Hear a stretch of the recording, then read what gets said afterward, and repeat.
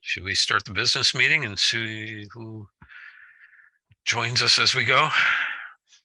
Do we want to do it? Why not? Yeah, let's just do it. Gary Hartman may join us late. He had a dinner to go to at 5. He didn't realize the meeting was this week. He thought it was next week. So we'll call the business meeting to order. Vinny, you can read the minutes from our November meeting. November meeting, November 16th, 2022. Meeting was called to order at 7:10 by Tom. The minutes from the October meeting were read. A motion to approve by Mark Rame, seconded by Pete Peters. Motion passed. Treasurer's report. Our tax return was filed last Monday. As of that date, all expo expense had been paid. All booths had been paid for. A motion to approve by Vinny, seconded by Mark Rame, passed. Nothing to report in frequency coordination or certification. There was no old business. Hang on a minute. All right, admitted. Under new business, future meetings, working on the December meeting, Wednesday, January 18th will be an in-person meeting at WSTM. The throughway circuit will also resume in January. A survey has been sent out about a member appreciation meeting, attendance, and other topics. Tom is collecting responses. We are down to 43 members in the chapter. We need to form a committee to help recruit new members. National news, December 20th, we'll have a webinar on cybersecurity. Strategic planning surveys in the works. The next certification window is February 3 through 13. Apply by January 6th to take the test. In expo news, all invoices are paid. We made $6,888.64 in profit. That's $6,888.64 in profit. For Expo 23, there are two options, the Marriott Downtown and Turning Stone. The Marriott looks promising. Booths would be 8x10 instead of 10x10, and they are holding space for us.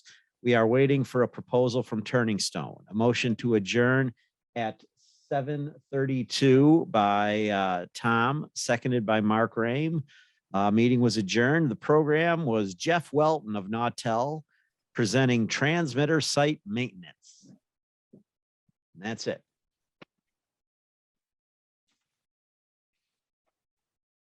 Anybody have any changes, additions? Okay. I'll make the motion to accept the minutes. Who would like to second that? Second. All chapter 22 members in favor, say aye.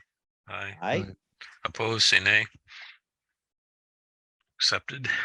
Treasurer's report, Gary may join us later, but he said we're solvent. Nothing's changed since the last treasurer's report. And that's about it. So I'll make a motion to accept the treasurer's report. I'll second that. All in favor? Aye. Aye. Aye. Opposed, say nay. And frequency coordination certification reports, Gary said nothing new there. Does anybody have any other old business before we move on? Our future meetings will be hybrid, starting Wednesday, January 16th at WSTM.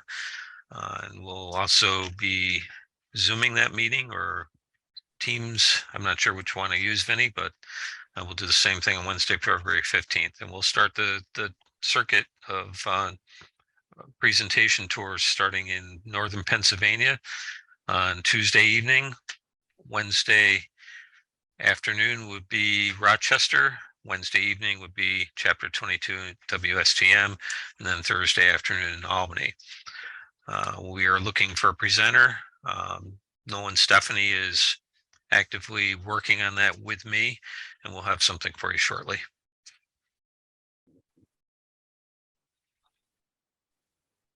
These are notes from Jim Ragsdale, his monthly notes that he sends out to all the chapters for sharing at their meetings. We have a webinar coming up on the 20th. It's next week, and it's free. And you don't get too many webinars from SBE that are free. This one's Cybersecurity 2023. It's at 2 p.m. on the 20th, and you can go on the SBE.org website to register for that. I think with the attacks that are happening around the country. We had one at our station on November 30th.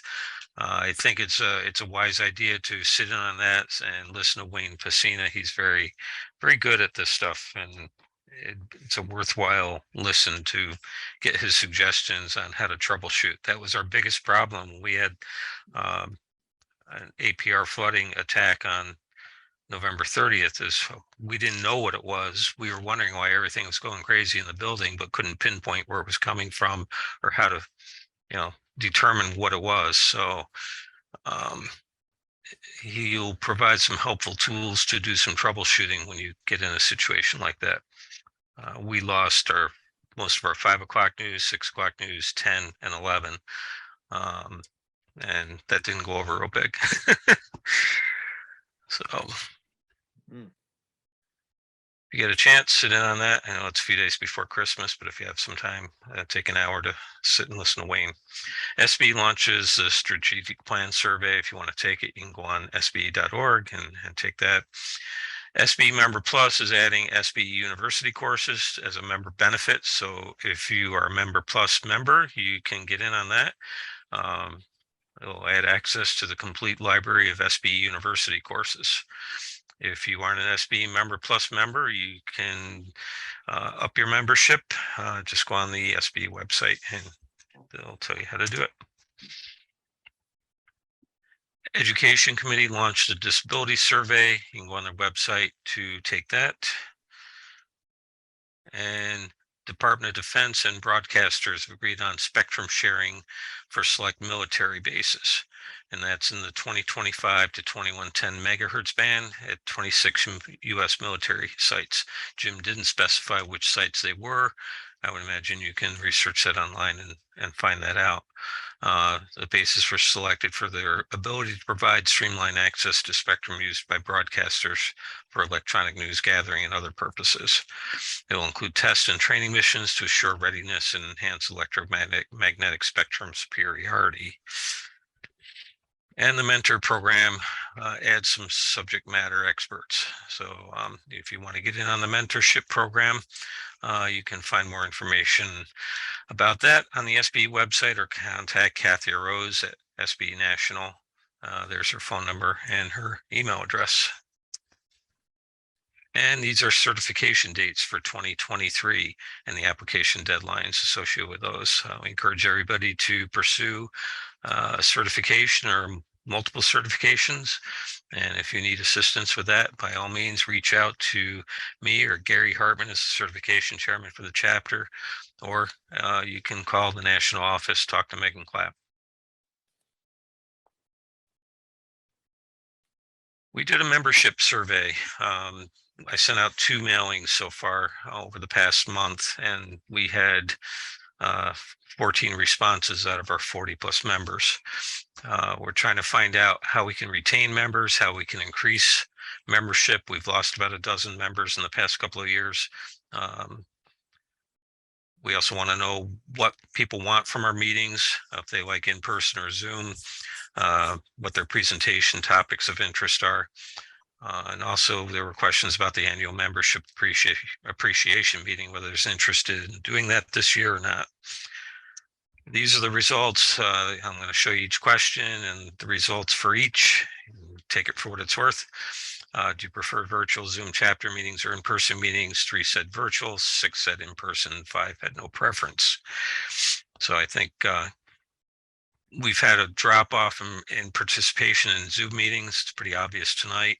I think getting back to in-person in January is going to be a big plus. And for those that still aren't comfortable with doing that, we'll offer the Zoom option as well.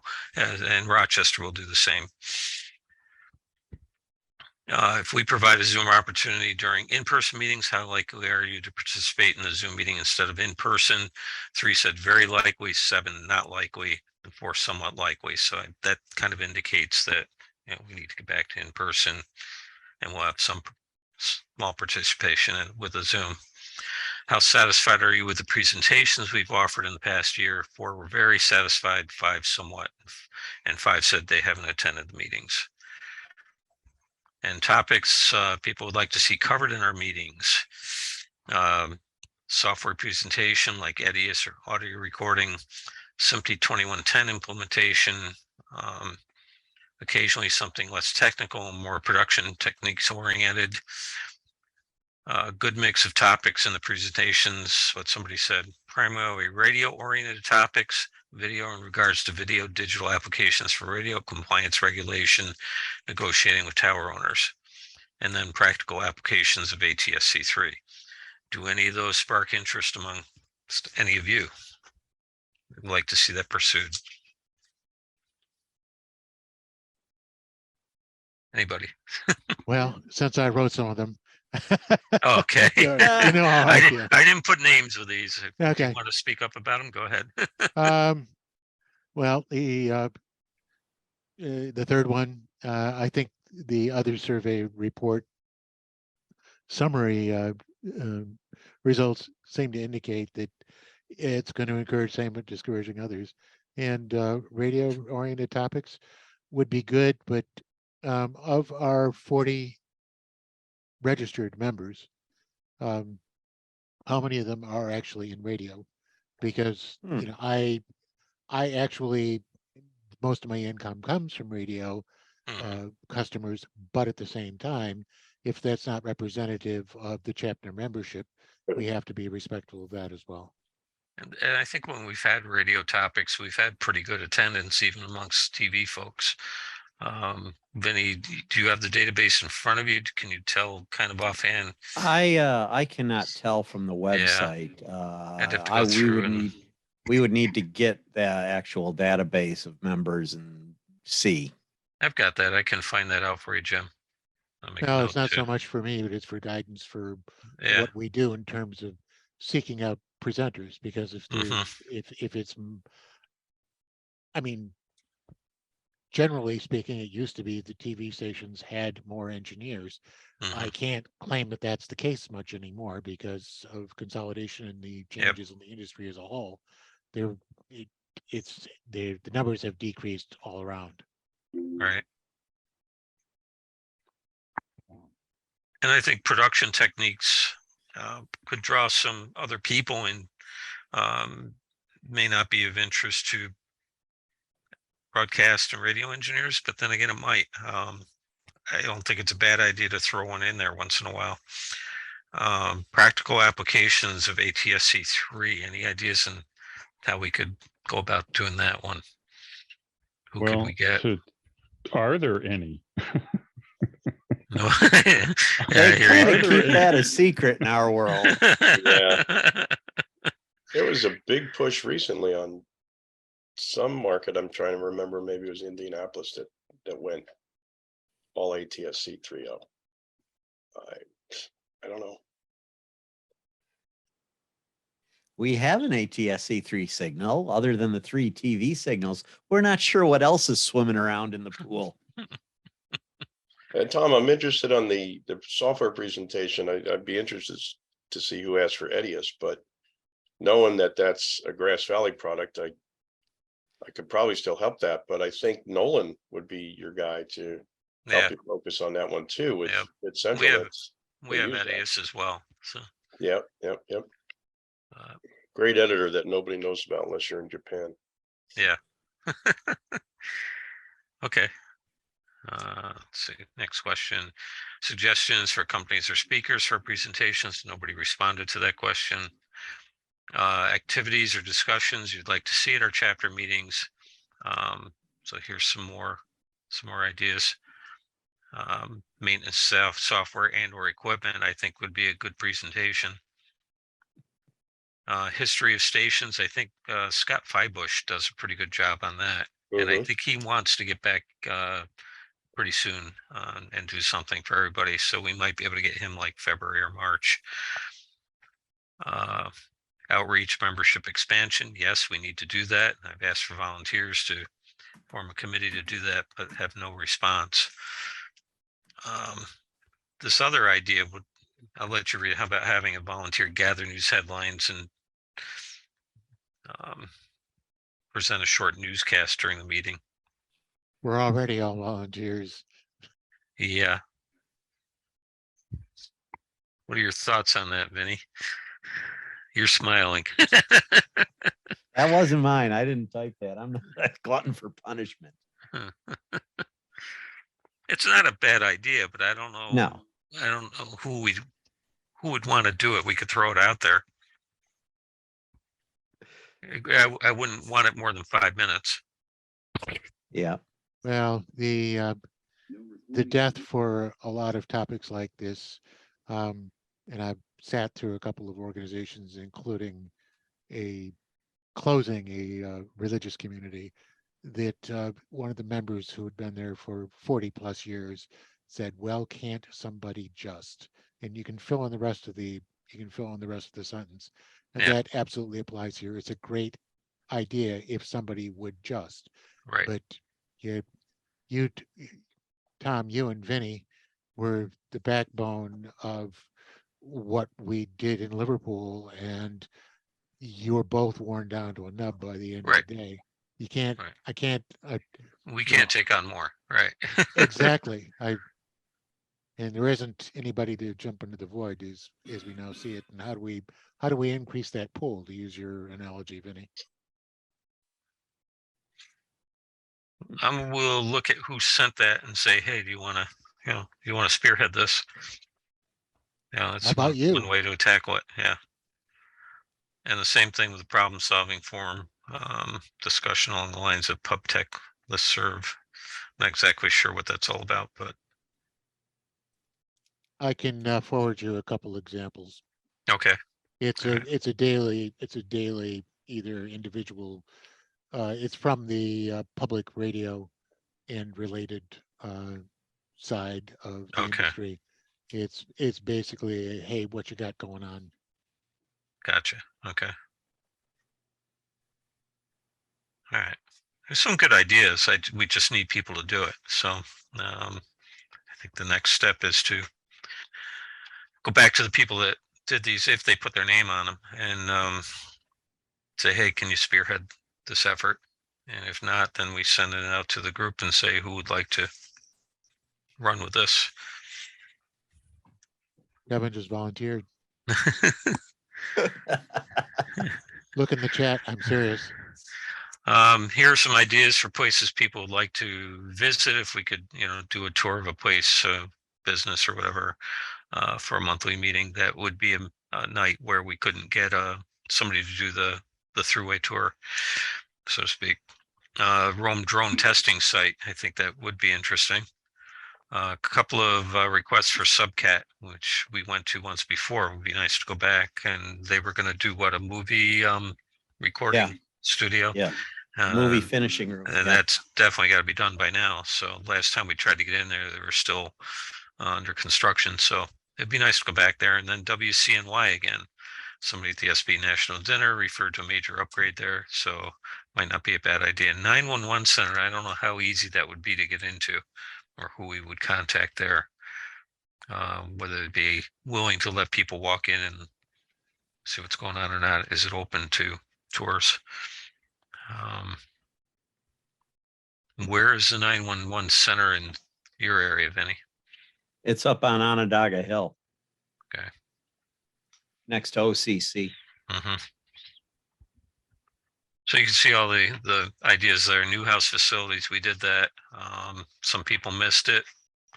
I think I'll throw it out there. If anybody still wants to see new house that missed the tour because they couldn't make it that night, then just get a hold of Tom White, and I'm sure he could arrange time for them to come take a visit. American High in Liverpool, what's there? It's a film production facility. Okay. It's in an old middle school. Yep. Okay. Yep. Dome facilities, JMA wireless dome. A couple of requests for that. So some good ideas. So if we wind up not having a presenter doing the throughway tour, I'll definitely try to look into a couple of these. Activities you'd like to see the chapter involved with, work with local IEEE and hold meetings of mutual interest and outreach to colleges and high school. So again, great ideas. We need people to do it. IEEE, local IEEE, I think my brother-in-law is in IEEE. I can find out who chairs that. chapter locally and maybe do a joint meeting. I am on their mailing, or was on their mailing list. I can look back and see Okay. where it came from and forward that to you. Okay. Any suggestions to help us increase meeting participation? I'll let you read this a lot. Somebody wrote, I wish I did.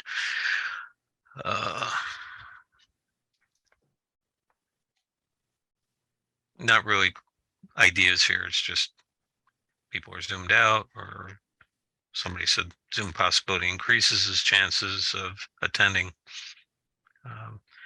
Keep the time closer to the end of the workday, 6 p.m. instead of 7. Well, our in-person meetings will be 6 p.m. again. Dinner at 6. I think that's what we were doing before, right? Yeah. And then the meeting at 6:30, or was it 7? I have to go back and look now. It's been so long. It's been a few years now. I don't remember either. No, I don't remember either. We'll stick to the schedule we had before. Yeah. I think we could do 6:30 for business meeting, Yeah, probably. and then presentation at 7 or whenever we're done with the business meeting. Yep. So, membership appreciation meeting, holiday get together, Christmas party, whatever you want to call it. 7 said yes, they would attend. 2 said no. 5 maybe. So that's out of the 14 responses we had. And it's obviously too late for December. We could look into January. 7 said they prefer January anyways, and 5 had no preference. And Sant'Angelo seemed to be the top choice with 2 other suggestions. So do we want to do it? Don't we want to do it? If we're going to do it, I'm going to have to get a hold of Sant'Angelo's and try to find a date. Gary's definitely interested. Let's do it. Okay, let me find a date. I can't do the 7th because I think I've got to do the heck's going on the 7th.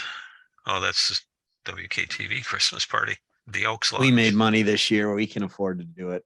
All right. I'll let you know on that. And what would you be willing to pay as a copay? Kind of in the middle, 20 to 25. I think 25 is what we've done before. Yeah, I think you're right. I think, let's see what it's going to cost. And like you said, we did good with the expo, so we can keep it in that range. I don't think we need to go to 30. Although food's gone up. Discounted copay for those not partaking in alcoholic beverages. I'd say yes. Somebody suggested just do cash bar, but I think that gets tough with the waitress coming around doing drinks before dinner and during dinner, with trying to do cash for each person. Mhm. I think it's just easier if we Arcade New York. It's got to be my car warranty. Car warranty or your network's gone down. Hello, we're calling Probably to not. inform you that your car warranty is almost or Yeah. has expired. So we'll include the drinks in it. It's never gone overboard, and we'll give a discounted rate for those that don't want to partake in alcohol. Any other comments regarding our chapter that might be helpful? Somebody's pleased with the presentation so far, and we're getting older in current market for employees, and media jobs are overworked and understaffed. Yeah, we all know that. How hard is it for you to staff good people for open positions? It's very difficult. Horribly hard. Yeah. We're finding that college kids getting out can go to bigger markets now. The smaller markets are, stuck trying to find people that want to come work for very little money. So I'm sure you're running into that So too that's now, the real, Vinny. that's the problem, Tom, is that the kids coming out of Syracuse and all that think they can immediately go to some larger, I don't know, ESPN or whatever. Yeah, we've got a director. She's very, very good, and she goes to Newhouse, and Mhm. she's in her last year. She will graduate in the spring, and she's already got a job at NBC in New York, 30 Rock. Wow, Yeah. that's right So, up there. There's yeah. no even paying dues anymore, huh? Right. Well, And we had another one that was with us for about a year, and she's at 30 Rock. So, directors. yep. Yeah. Yeah. So it makes it tough for stations these days to find good help. And we've got help, but I can't say much about it. They're alive. That's about it. That's it with the survey. I was hoping to get better response, but didn't. So go with what we got. Just 1 second more on the people going to large markets immediately.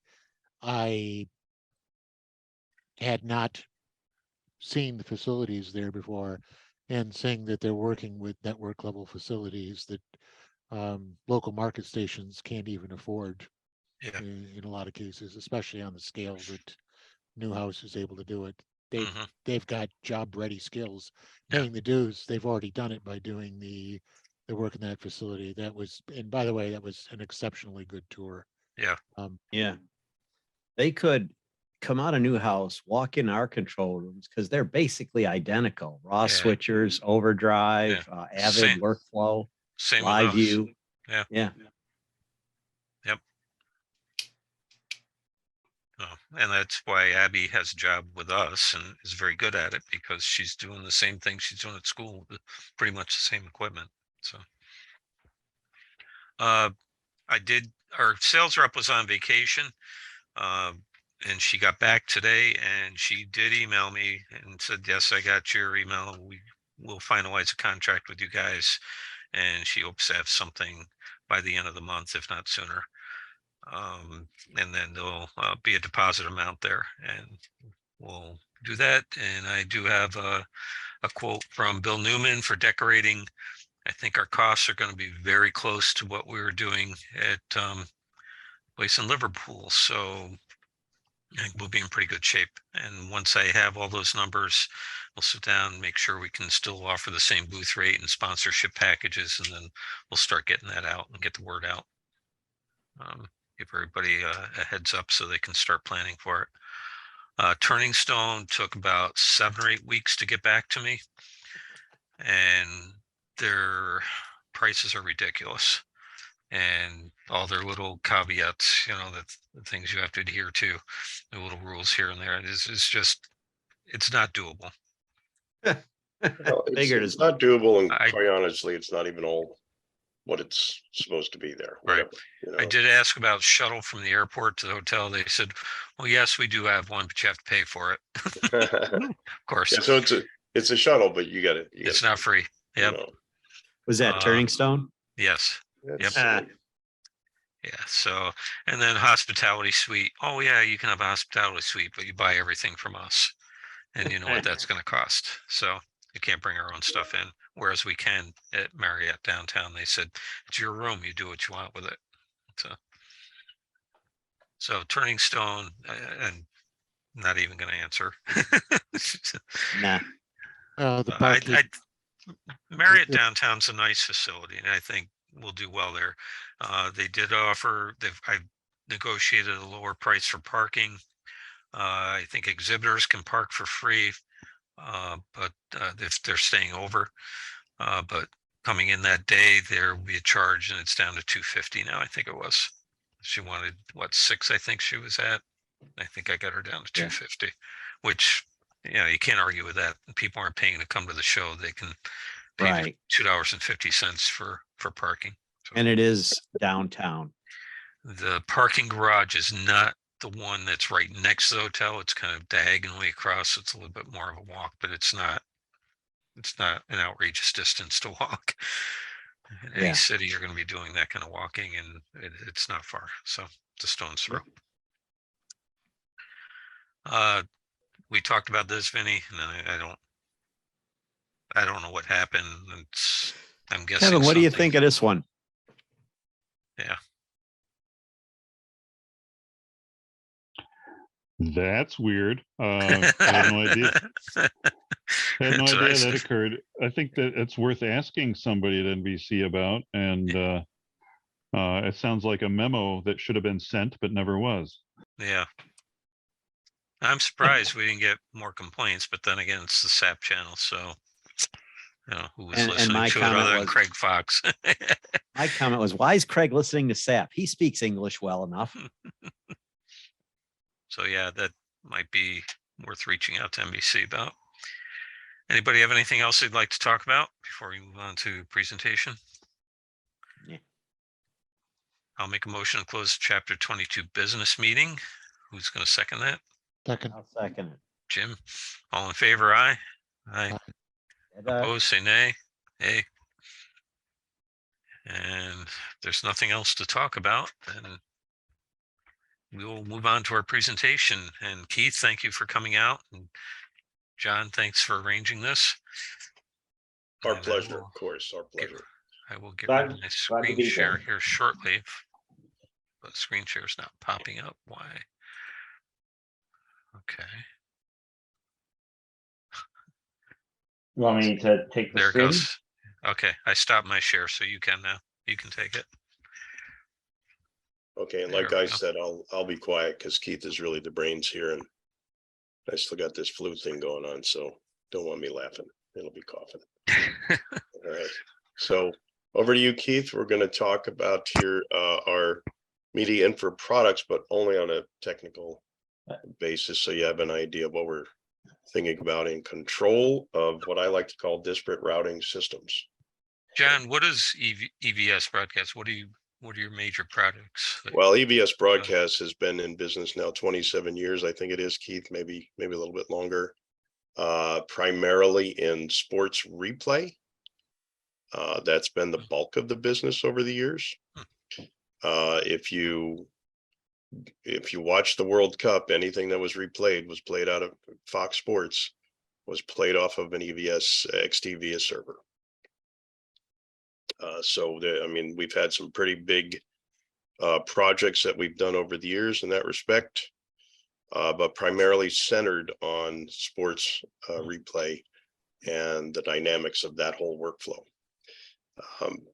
There is a new group that was purchased back in 2020, a company called Axon, AXON. At the time, they're a Dutch company, I think, and partly I UK remember maybe. them. And they were incorporated into the EVS brand as the new media infrastrata products, which it's all marketing stuff. But basically, the key to what we have here, and I'll just sell it for a second, is the ability to connect to any router system, control system, devices, anything that we've written to their API, KVM switches, and so forth. And Keith, you can go into that a little bit deeper, but basically it allows for various organizations that have facilities that run a series of different types of routing and don't want to have 4 or 5 different control systems. The Cerebrum control will allow you to connect and just work from one central control system. So, and the primary focus in Cerebrum is IP-based routing, I'll say. As you know, we're moving towards yet another step in the broadcast world from SDI into IP.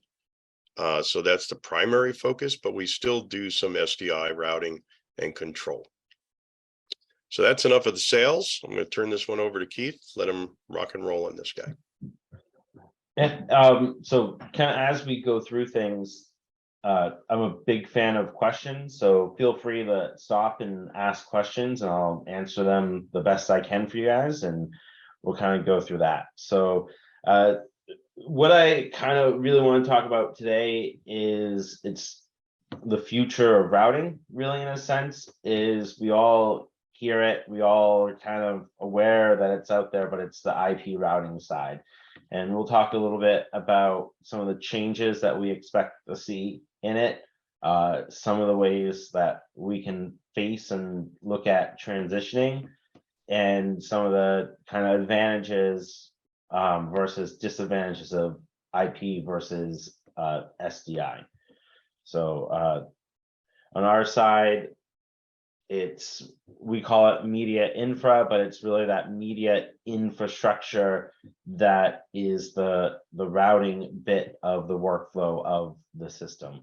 And before we get too deep into things, I wanted to pull out some terminology and go over a few pieces. And I like to call these the dashes, because if you look at SMPTE 2110, that's the standard to move these flows across an IP network. So we're really taking a signal flow over an SDI cable, and we're changing the way that we do it to be packets over a network connectivity. So 2110 is the standard set of standards to do that as separate essences. And what I mean by that is you have your 2110-20, which is video. And really the buzz in the industry right now has been -20 uncompressed video.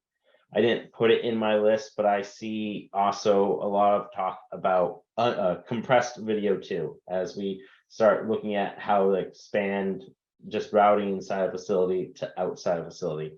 The next kind of piece is -30, which is the transport of audio. And that's really been based around AES 67. And what's kind of interesting about that is we see more and more people in the industry moving to an IP-based audio.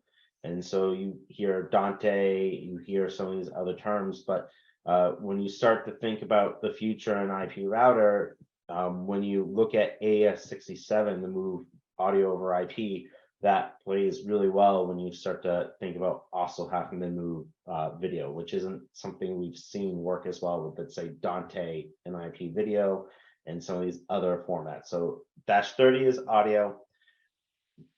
-40 is ancillary data. And so that's like what used to be like embedded VITC, your SCUDIes notifications, your closed captioning, all move over a separate flow now in -40. And then SMPTE 2059 is the synchronization, the timing of these flows. And really the main driver behind that is PTP. So we're moving from LTC to PTP, which can be accurate to the nanosecond. Thankfully in TV, we don't have to be accurate to the nanosecond. And then we still see advantages, and everyone really jumps on what I call the 2110 bandwagon. And I still think there's a lot of value in SMPTE 2022-6. And what that really is that's just taking that SDI signal and packetizing it.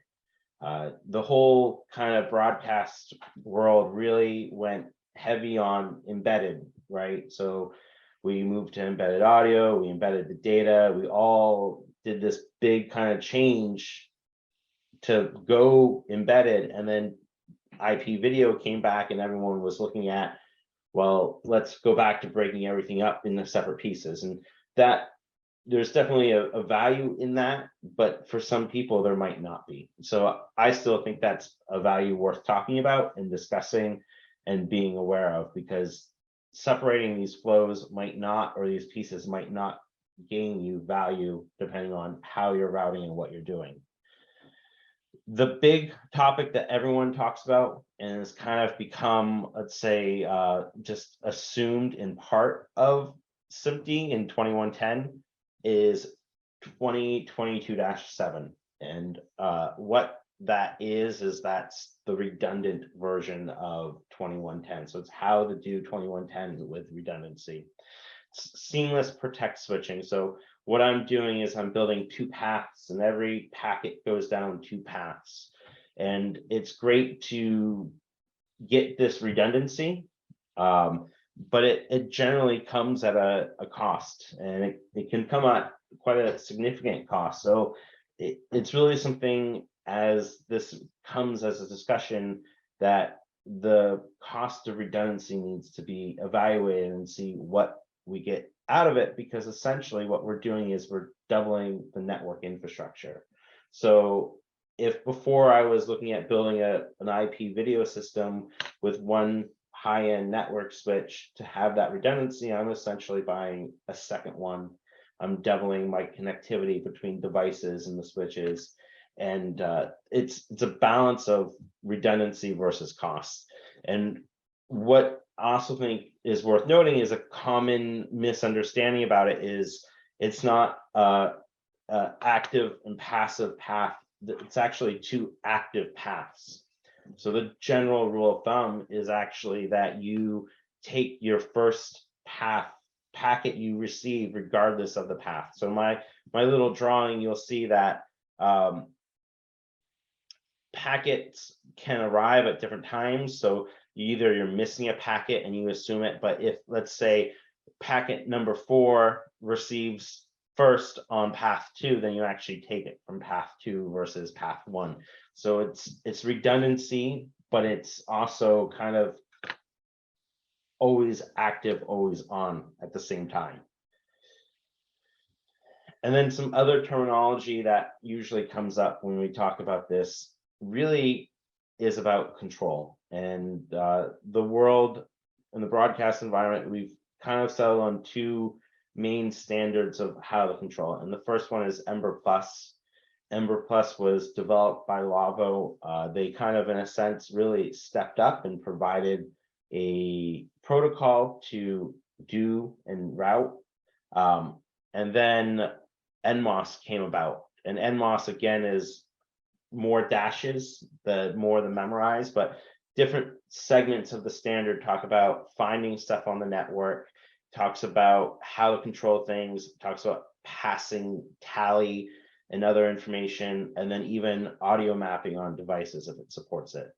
And the other challenge or thing that we've come across with control is how it gets delivered to devices. So first, there's in-band management, and what that is the control packets, the control information is on the same network as the network which hosts the video. So it's a kind of converged video and control down one path, where out of band is control is located in a separate network from the video that hosts that video. And so it's something that hasn't been 100% standardized, where all devices do one or the other or both. So it's one of those challenges and one of those things that as you walk into this environment, you need to plan and be aware of how different devices interact with each other.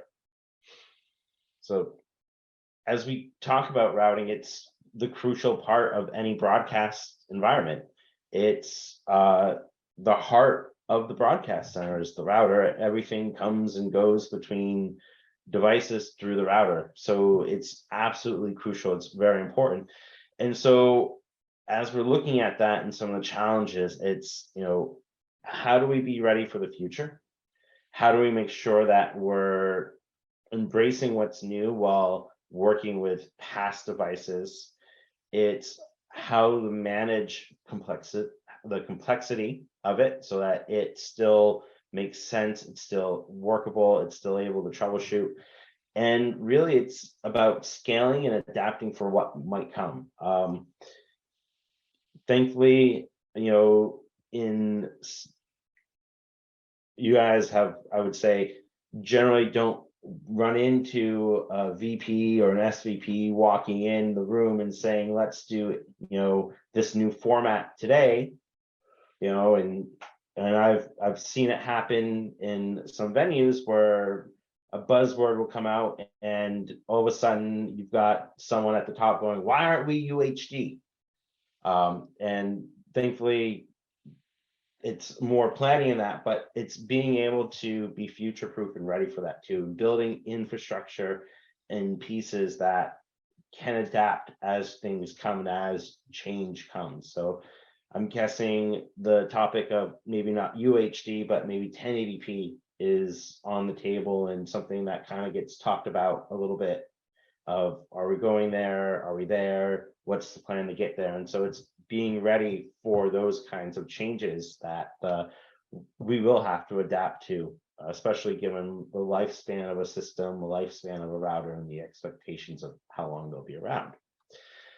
So there's some impacts and things that come with routing, and really you can kind of separate it into a few different categories, and that's engineers, what the needs of the engineering group is. And I mean, that's being ready for IP. It's being able to deploy these things. It's being able to troubleshoot and understand what's going on too. There's the operators that on one end want nothing to change. So from them, you know, what they're doing today should be what they're doing tomorrow, and how they're doing it today in their mind really is how we're doing it tomorrow. But it's also when they come up and say, we need to do something different, we need to change, having the tool sets to do it. And then there's the business side of it, and how to make sure your investment grows with you and keeps current.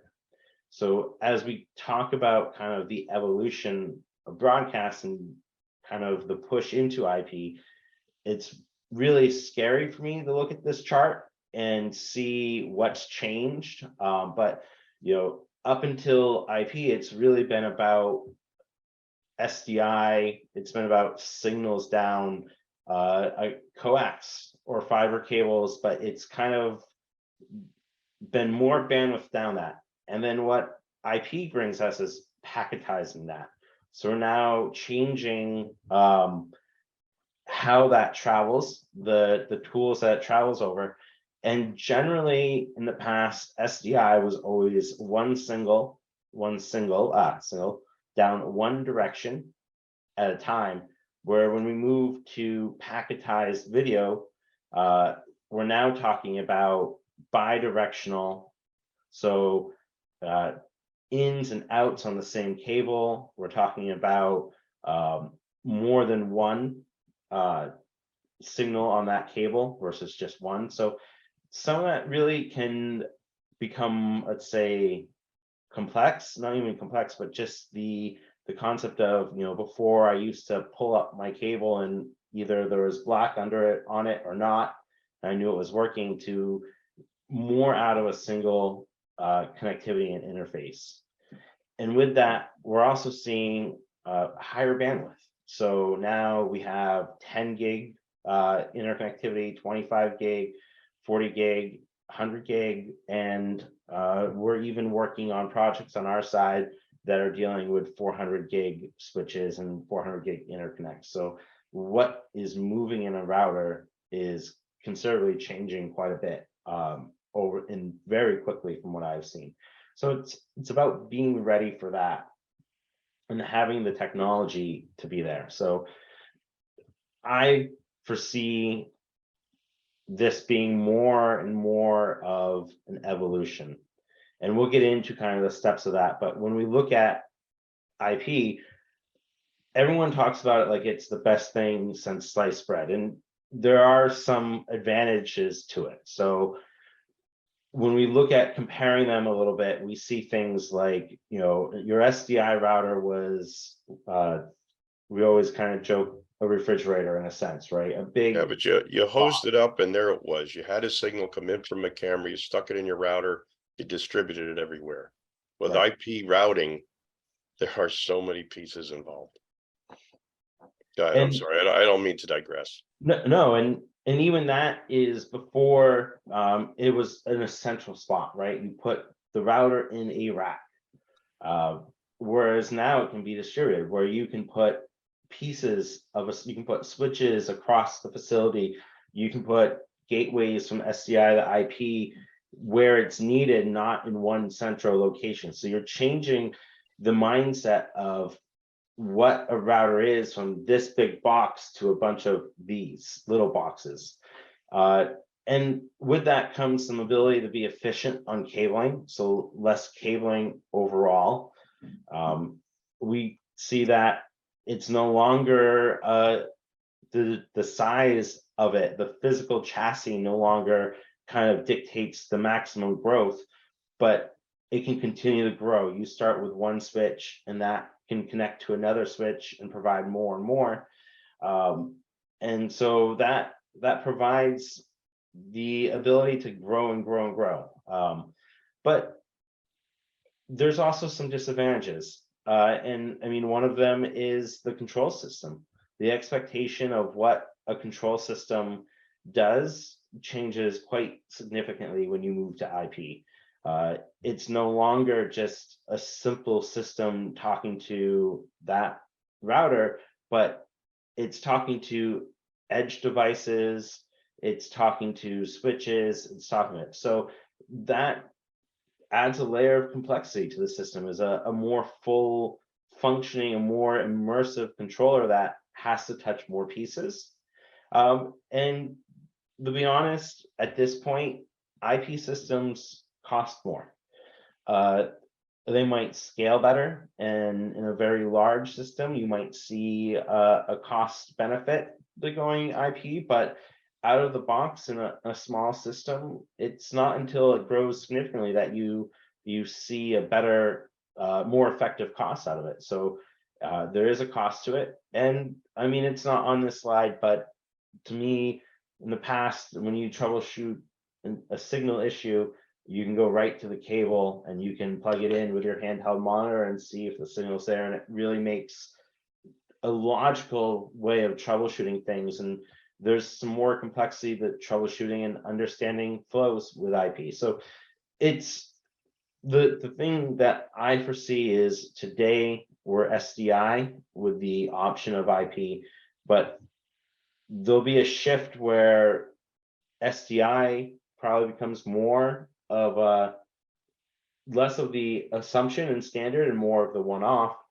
And as you do that, we could see that because IP is more off-the-shelf hardware, more off-the-shelf chips that get used for other purposes other than broadcast, that the scale of economics of using the same chips in PCs as you do in broadcast equipment, as you do in data centers, could drive the cost down. So it's clear that, to me, that SDI is around for a while and it's not out the door today, but we know that the future is changing, and it's something that will need to be faced.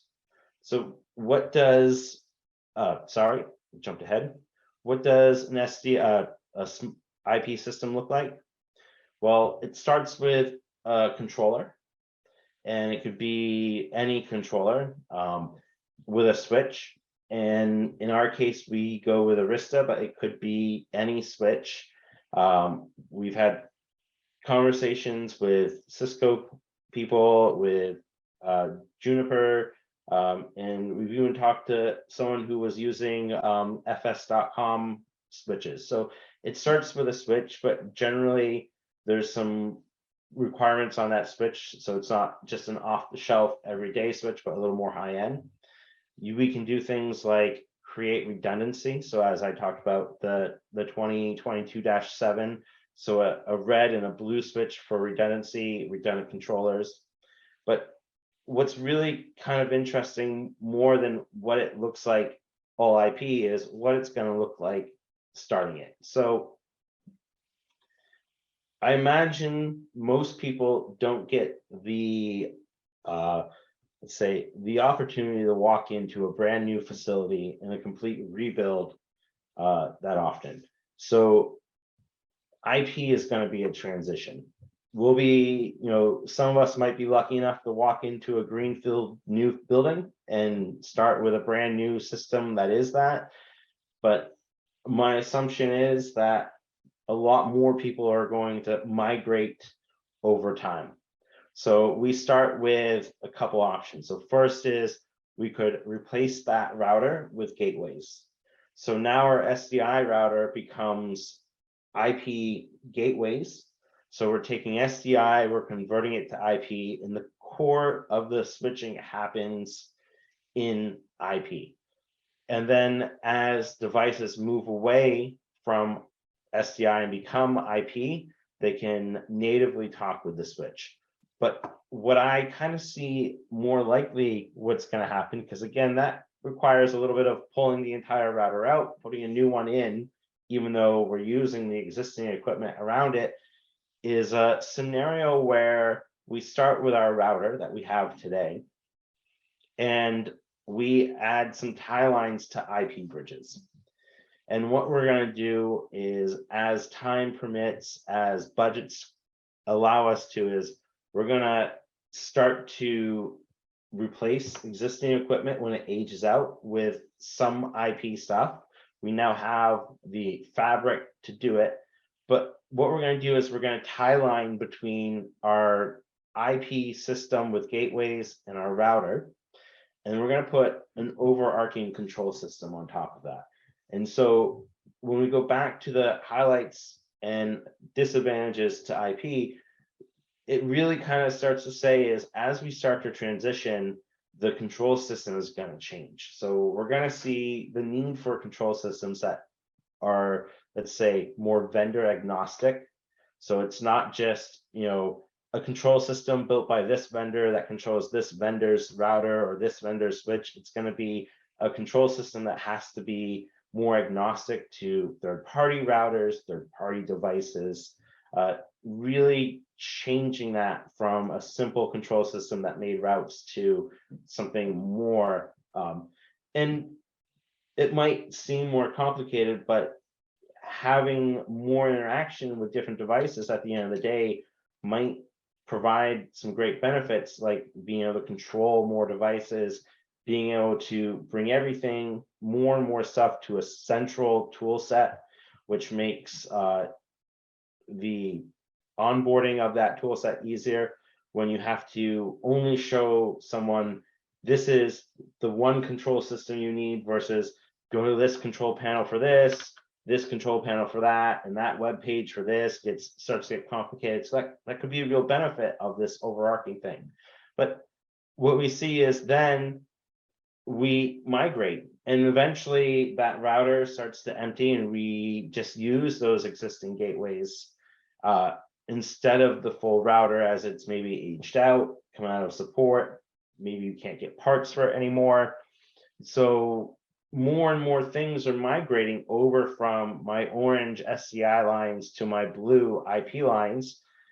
And then as the system becomes native more and more, what we'll see most likely happen is that reuse of hardware. So those devices that used to convert IP or SDI to IP and vice versa become other applications. They become other software. So it's still today, we see across almost all the vendors that are in the IP space that it's FPGA based, it's hardware based, it's not software. And then we can reload that software, that hardware, to have a different purpose.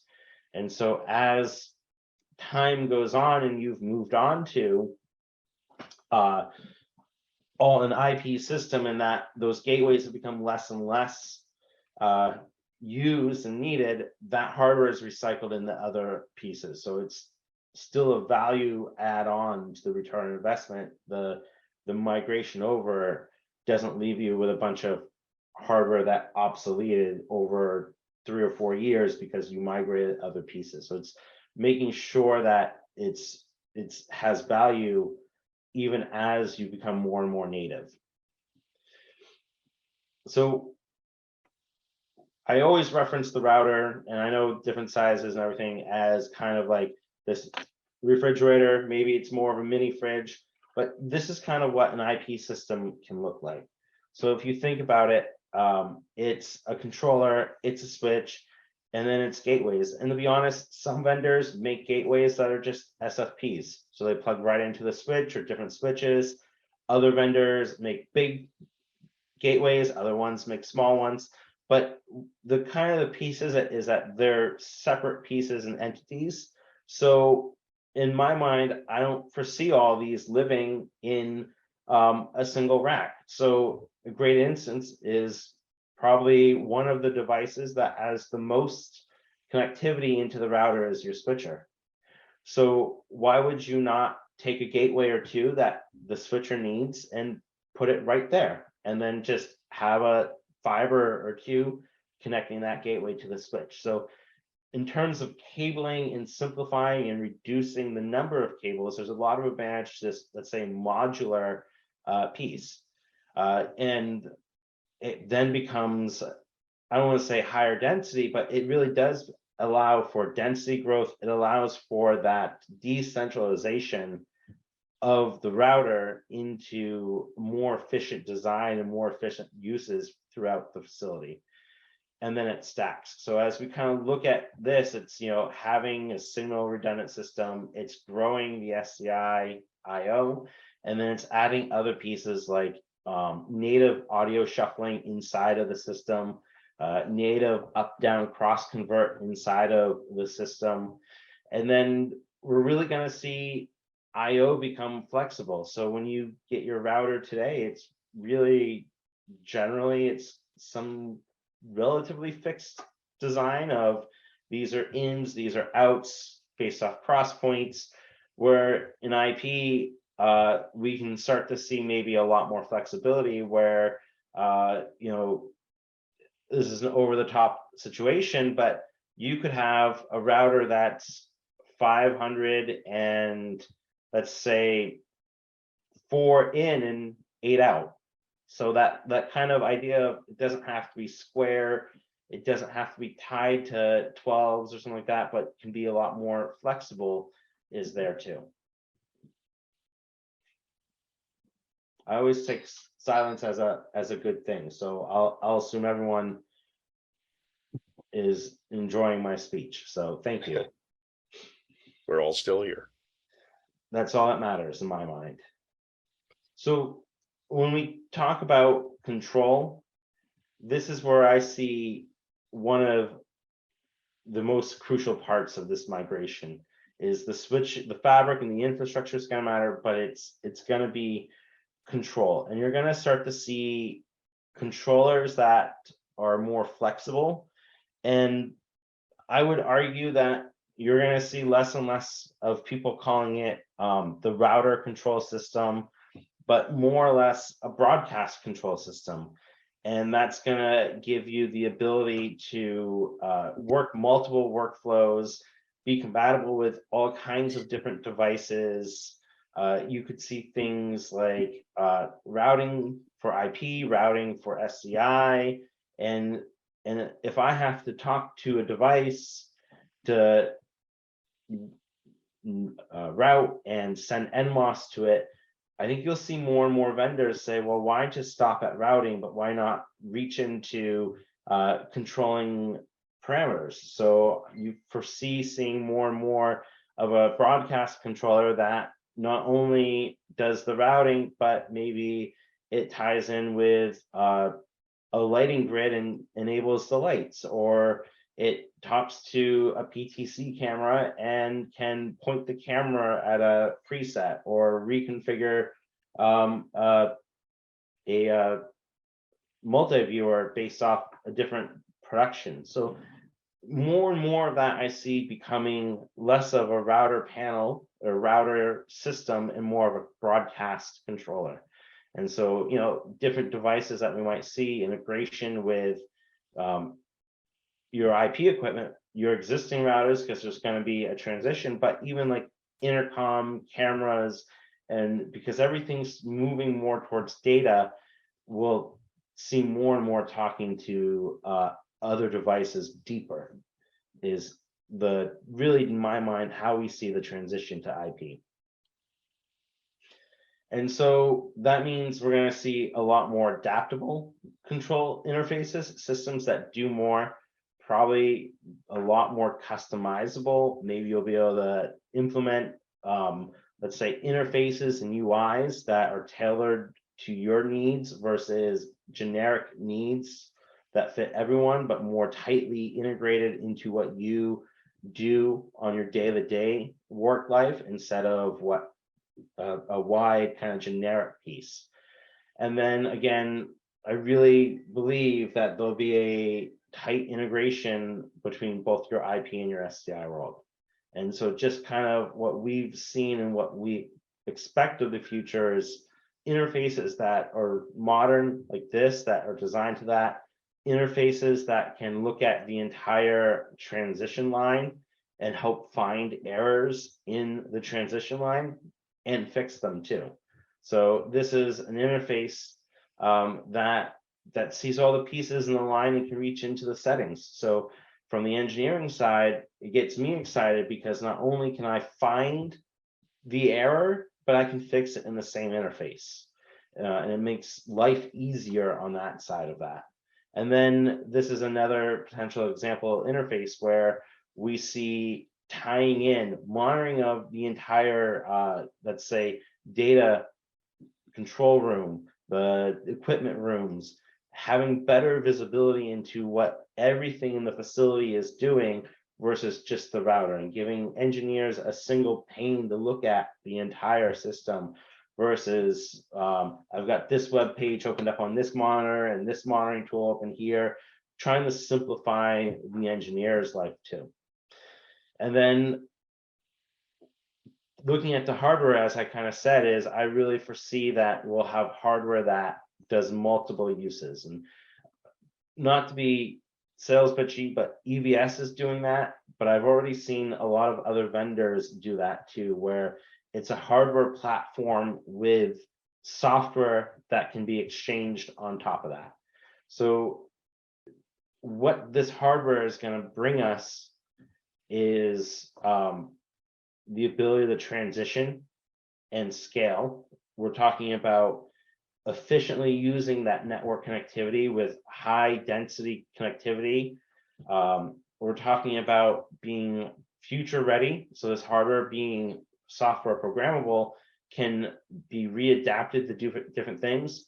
And then another really interesting thing that we've seen is this hardware, generally the smaller form factor hardware, is consuming less power.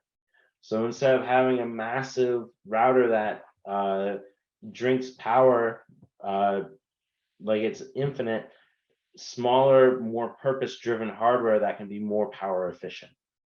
And so that's my view on the transition into IP and what we've been seeing in the market around us. So, All right. thank you for listening to me and my presentation. And I'm happy to answer any questions or go back and deeper on anything that you guys have questions about. Thanks, Keith. Anybody? Questions? Excellent. Exciting stuff. Well, Yes, indeed. it's going to be a slow migration to IP. Yeah. We're so No hung kidding. up SDIs, you know, which is still, like I said, you got a camera, it's got an SDI spigot, it goes through a router, it gets distributed, right? And it all looks pretty darn good once it even gets to the home. But the beauty of the IP piece, once you get past all the networking stuff you need to do and learn, is that it is the wave of, I'd call it the next 3 years of television and beyond. Mhm. So that's where we're going. So, you know, I'm lucky enough I didn't have to go through the analog to SCI transition, but I hear the stories of how not great it was in the beginning, right? When SDI first came out, it was a standard that everyone mostly followed, and we all had to come together and organize ourselves and get together. And that's how I see IP. Is I did one of the first installs for EVS back in 2017, and between everyone there, it was a mess. I mean, there were growing pains from everyone who walked in. This was a control room in Milwaukee for a sports team, and there are growing pains for every vendor that walked into that control room. Doing it again 5 years later is a totally different scenario where everyone knows has a much better idea of what's going on, more organized about it. And I just see that it's going to drive more and more tool sets to actually simplify the process. So I'll be honest with you, it's still more challenging and brings more challenges than an SDI system. But in the next 5 years, I think the script is going to flip a little bit where you're going to say, okay, maybe it was a little more challenging up front, but the information, the deeper monitoring tools, the integration between things make it worth it. And I think we're on the cusp of being to that point where we're saying there's a reason why we went here. Yeah, no question about it. Absolutely. Thanks again, Keith. Appreciate it. Yeah, thank you. Yeah, no problem. Glad to be here. I want to thank everybody for coming out. I know it's close to Christmas and everybody has a lot going on, and appreciate you being here tonight. How did I get to that screen? Oh, Good that was old the wrong happy screen. holidays. Yeah, it was the correct screen, wasn't it? There, okay. So yeah, January 16th, and I will get the word out as soon as we know who the presenter will be. I'll try to catch up to Nolan. And I think there